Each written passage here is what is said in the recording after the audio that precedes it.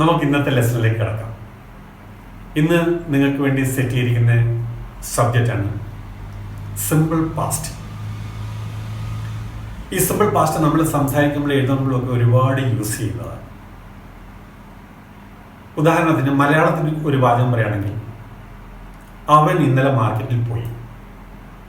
ഇത് ഇംഗ്ലീഷിൽ വരുമ്പോൾ സിമ്പിൾ പാസ്റ്റിലെ ഒരു സെന്റൻസ് ആണ്. He went to market yesterday. ഇത്രയേ ഉള്ളൂ സെന്റൻസ്.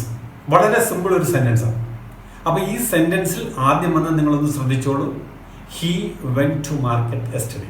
സബ്ജക്റ്റ് വന്നു, സബ്ജക്റ്റ് കഴിഞ്ഞ് ഉടനെ അതിന്റെ വെർബ് വന്നു, വെർബ് കഴിഞ്ഞിട്ട് അതിന്റെ ഒബ്ജക്റ്റ് വന്നു. അപ്പൊ സബ്ജക്റ്റ് വെർബ് ഒന്നിച്ച് കൊണ്ടുവരുന്ന ഒരു ശീലം തുടക്കത്തിലേ ശീലിക്കണം. സബ്ജക്റ്റ് കഴിഞ്ഞാൽ ഉടൻ വെർബ് വരും. അപ്പം സിമ്പിൾ പാസ്റ്റിൽ സബ്ജക്റ്റ് കഴിഞ്ഞ് വരുന്ന വെർബ് അതിന്റെ പാസ്റ്റ് ഫോമിലായിരിക്കും. ആ വെർബിന്റെ പാസ്റ്റ് ഫോമിലായിരിക്കും. അപ്പൊ he went to market yesterday, go എന്ന വെർബിന്റെ പാസ്റ്റ് ഫോമാണ് അവിടെ വെന്റ് വന്നിരിക്കുന്നത്. അങ്ങനെ ഏത് വെർബാണോ ആ വെർബിന്റെ പാസ്റ്റ് ഫോം പ്രയോഗിക്കുക, അതാണ് അതിനകത്ത് പ്രത്യേകിച്ച് പറയാനുള്ളത്. ഇനി he went to market yesterday എന്ന് പറഞ്ഞതിന്റെ നെഗറ്റീവ് പറയും. ഇങ്ങനെയാണ് ഭാഷ വളരുന്നത്. അതിന്റെ നെഗറ്റീവ് പറയണം. അതായത് മാർക്കറ്റിൽ പോയില്ല എന്ന് പറയണം. അതെങ്ങനെ പറയാം? He didn't go to market yesterday. അപ്പൊ ആ സെന്റൻസ് വന്നപ്പോൾ നമ്മൾ എന്തൊക്കെ അവിടെ ആദ്യത്തെ സെന്റൻസ് നിന്ന് കൂട്ടിച്ചേർത്ത് നോക്കാം. ഡിഡിന്റ് ചേർത്തു. ആ ഡിഡിന്റിന് ശേഷം വെന്റ് അല്ല വന്നത്, ഗോ ആണ് വന്നത്. അതാണ് ഇവിടുത്തെ ഗ്രാമർ പോയിന്റ്. ഇത്രയൊന്ന് ശ്രദ്ധിച്ചിരുന്നാൽ മതി. അപ്പം ആദ്യത്തെ സെന്റൻസ് എന്താണ്? He went to market yesterday. അതിന്റെ negative he didn't go to market yesterday. അവൻ മാർക്കറ്റിൽ പോയില്ല. ഇനി നമുക്ക് ചോദ്യം ചോദിക്കണം. അവൻ മാർക്കറ്റിൽ പോയോ? Did he go to market yesterday? Did he go to market yesterday? Did എന്നുള്ള ആ ഹെൽപ്പിംഗ് വെർബ് ആദ്യം വരും. അത് കഴിഞ്ഞ് അതിന്റെ സബ്ജക്റ്റ് വരും. സബ്ജക്റ്റ് കഴിഞ്ഞ് വീണ്ടും വെർബ് വരും. ഡിഡ് ഉള്ളത് കൊണ്ട് ആ വെർബ് അതിന്റെ പ്രസന്റ് ഫോമിൽ ആയിരിക്കും. അത് കഴിഞ്ഞാൽ പിന്നെ WH ക്വസ്റ്റ്യൻ ആണ്. Where did he go yesterday? Where did he go yesterday? അവൻ ഇന്നലെ എവിടെ പോയി? അപ്പൊ ഈ ഒരു സെന്റൻസിന്റെ 4 സ്ട്രക്ചർ, ഇതെല്ലാം നമുക്ക് കൃത്യമായിട്ട് മനസ്സിലാക്കുമ്പോഴാണ് നമ്മൾ വളരെ ഫ്ലുവൻ്റ് ആയിട്ട് തടസ്സമില്ലാതെ പറഞ്ഞു തുടങ്ങുന്നത്. അല്ലെങ്കിൽ എഴുതാനായാലും പറയാനായാലും ഒരു തടസ്സമില്ലാതെ നമുക്ക് സാധിക്കും. ഇനി നിങ്ങൾ ഈ സെന്റൻസ് ബോർഡിൽ ഒന്ന് ശ്രദ്ധിക്കുക. She wrote a story last month.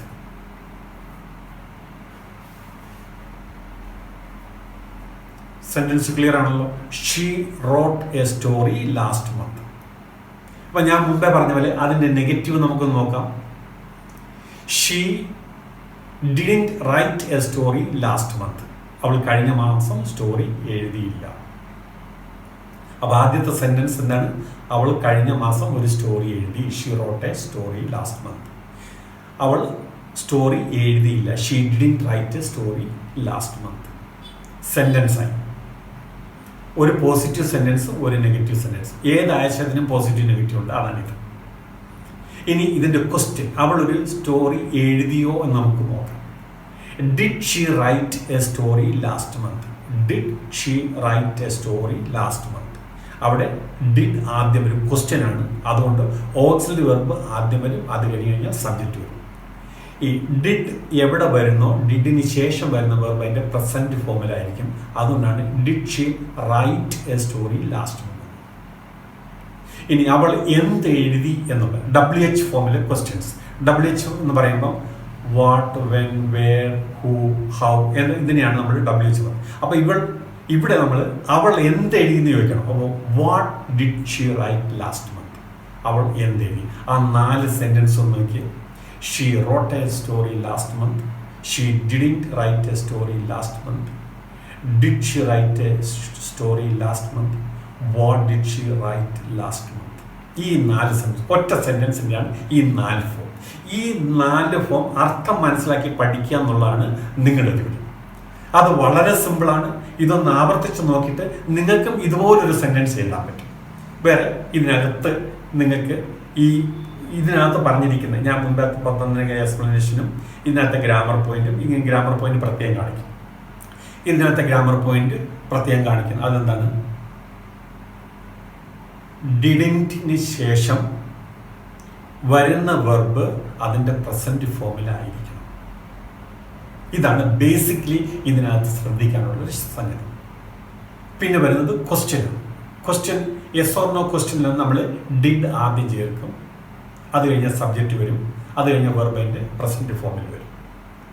WH form question വരുമ്പോൾ ആ WH word what, when, where അത് ആദ്യം വരും, അത് കഴിഞ്ഞാൽ ഡിഡ് വരും, അത് കഴിഞ്ഞ് സബ്ജക്റ്റ് വരും, അത് കഴിഞ്ഞാൽ പിന്നെ വെർബിൻ്റെ റൂട്ട് ഫോമിൽ അല്ലെങ്കിൽ പ്രസന്റ് ഫോമിൽ വരും. ഇത്രയാണ് ഇതിനകത്ത് നിങ്ങൾ ശ്രദ്ധിക്കാനുള്ളത്. അങ്ങനെ ആകുമ്പം അവർ ഇന്നലെ ക്രിക്കറ്റ് കളിച്ചു, ദേ പ്ലേഡ് ക്രിക്കറ്റ് യെസ്റ്റർഡേ. ഞാനൊരു മൂവി ഉണ്ട്, I saw a movie yesterday. ഈ സെന്റൻസിൽ ഇതേ പാറ്റേണിൽ നിങ്ങൾക്ക് സെന്റൻസ് ഉണ്ടാക്കാവുന്നുള്ളത്. It's very simple. നിങ്ങൾക്ക് ഈ വീഡിയോ ഇഷ്ടപ്പെട്ടെങ്കിൽ സബ്സ്ക്രൈബ് ചെയ്യുക. ഒപ്പം ഞാൻ അപ്ലോഡ് ചെയ്യുന്ന വീഡിയോസ് എല്ലാം നിങ്ങൾക്ക് കൃത്യസമയത്ത് നോട്ടിഫിക്കേഷൻ കിട്ടുന്നതിന് വേണ്ടി ബെല്ലൈക്കൺ ഒന്ന് ആക്ടിവേറ്റ് ചെയ്യുക. എന്ത് സംശയം ഉണ്ടെങ്കിലും കമൻറ്റ് ബോക്സിൽ രേഖപ്പെടുത്തുക. പെട്ടെന്ന് തന്നെ നിങ്ങൾക്ക് തൃപ്തിയാവുന്നിടം വരെ വേണ്ടുന്ന എക്സ്പ്ലനേഷൻ തന്നുകൊണ്ടിരിക്കും. Thank you very much.